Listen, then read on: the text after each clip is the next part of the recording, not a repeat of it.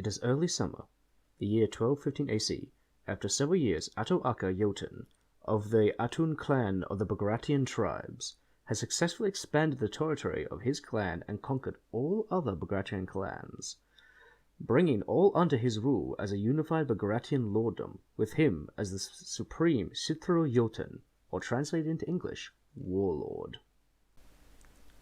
Soon after forming his unified Bagration lorddom, Ato'aka launched several successful raids into the territories of the Vine Lords to his southeast and north to the kingdom of Eberron Hold, the latter of which, whose lucrative trade deals for his tin, had given Ato'aka the steel and silver that helped him conquer the other clans.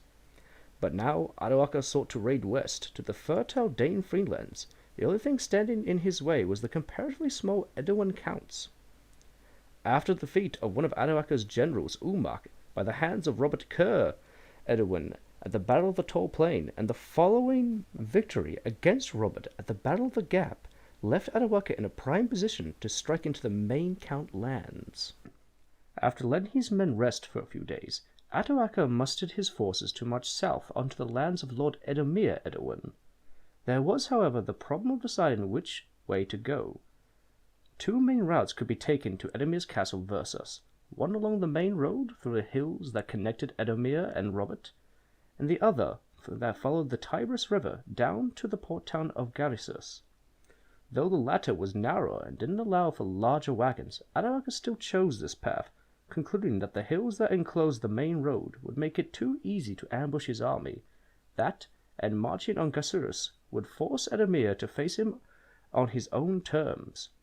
But Ato'aka would face Edomir far sooner than he thought.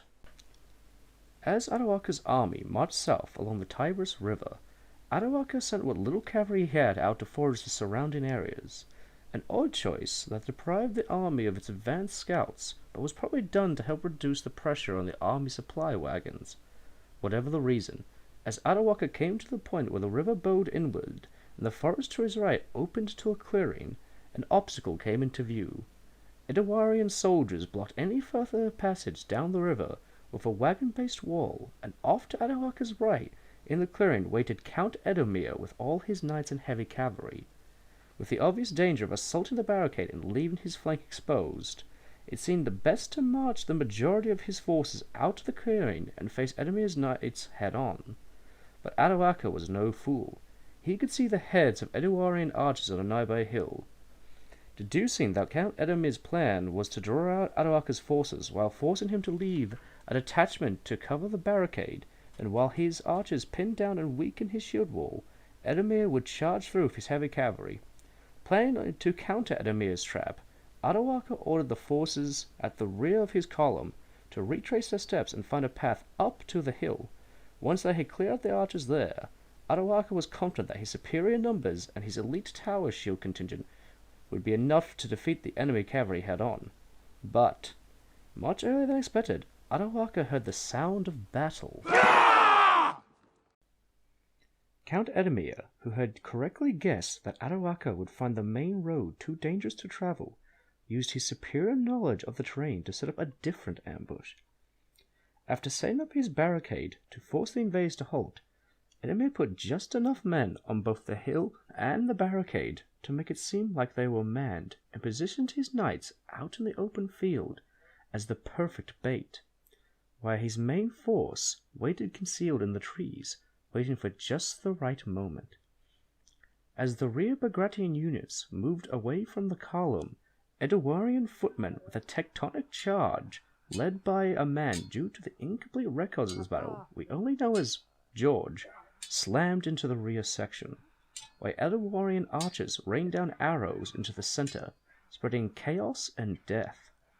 Such was the ferocity of the footmen charge, that the rear Bagration units quickly collapsed back into the center. There, despite the arrows, they found some stability. Supreme Jotun Ato'aka, of course, did not stand idle. Leaving orders for his vanguard to form a shield wall, he tried to move himself down the line to reimpose order, but Count Edomir would not give him the chance. At full tilt, Count Edomir and his men crashed into the Bagration front line before they could fully form.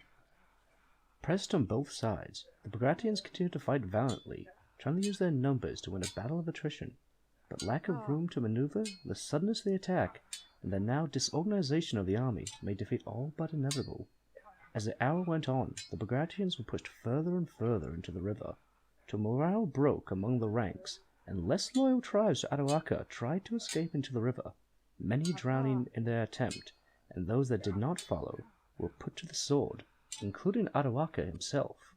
The Battle of the Tiber River was a great victory for Count Edemir, and he used the opportunity well to combine the two countdoms and expand their territories, making the start of the Edwin Principality. But that is a story for another time. This was the first video in the new series, The Battles That Made Us. I want to thank you all for watching, and wish you a good day, and bye for now.